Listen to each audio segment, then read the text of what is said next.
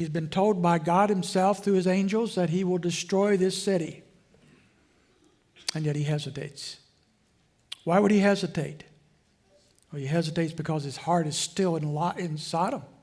He wants to be in Sodom. He doesn't want to lose all this. He looks around. My house is paid for.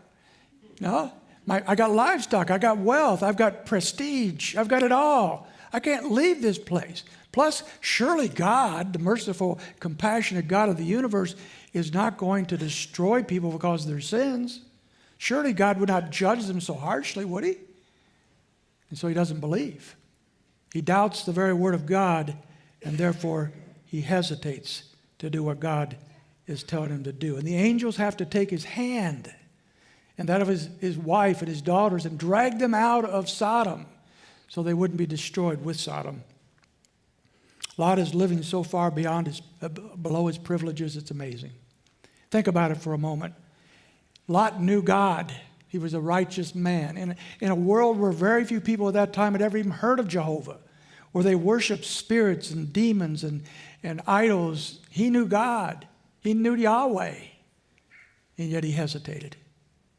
Here was a man who had a godly uncle, Abraham, perhaps the most godly man of faith in the Old Testament. He'd had his influence for many, many years, and yet he hesitated.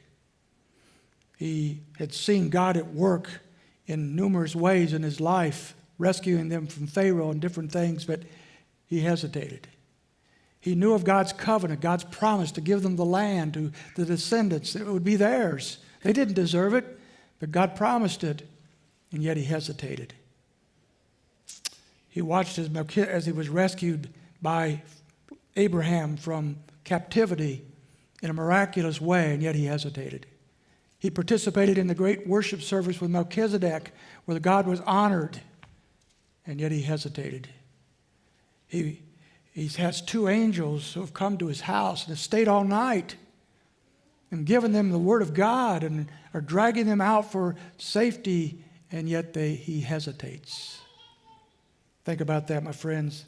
How sad when the love for God's substitutes take prominence in our lives. How tragic it is when we leave our first love. He hesitated. And look at the fruit of his life. Look what he accomplished. He accomplished nothing in Sodom. Ultimately, he loses everything. He loses his prestige. He loses his wealth.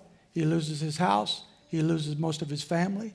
He loses everything because he hesitated.